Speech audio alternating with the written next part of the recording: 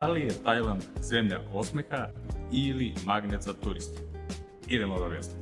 Prvo moram reći da je ovde moje iskustvo veoma pozitivno po tom pitanju. Ljudi ovde jesu ljubazni i to na način na koji je u početku meni bio čudan kao nekome ko dolazi sa Balkana, jer smo mi ipak navikli na neku direktniju i malo grublju komunikaciju.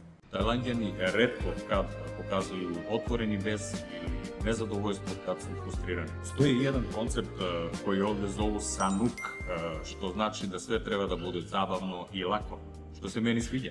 Takođe, postoji i druga koja se zove krengjaj, a to je da se nekome ne izazove neprijatnost. To oblikuje skoro svaku interakciju koju imate ovde. Sad, želim da budem iskren i prema ovoj drugoj strani. Postoje dva tipa ljudi, turisti i oni koji dolaze ovamo da žive. Postoji neka razlika u ophođenju prema njima.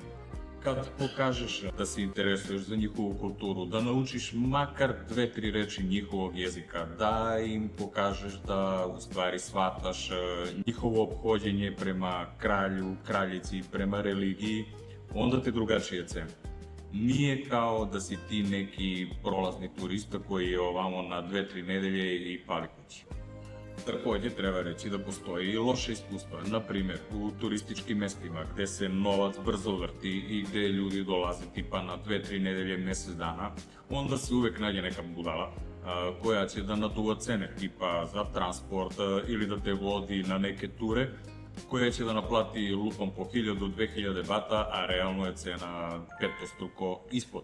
Ali to je turističko mesto i nisu svi ljudi takvi, ali naravno uvek ima izuzetaka, kao i svuda. Ono što mene najviše dira je odnos Tajlanđanina prema porodici i prema roditeljima. Taj bliski odnos je nešto što me mnogo podsjeća na odnos koji imamo mi prema našim porodicama, našim roditeljima na Balkanu.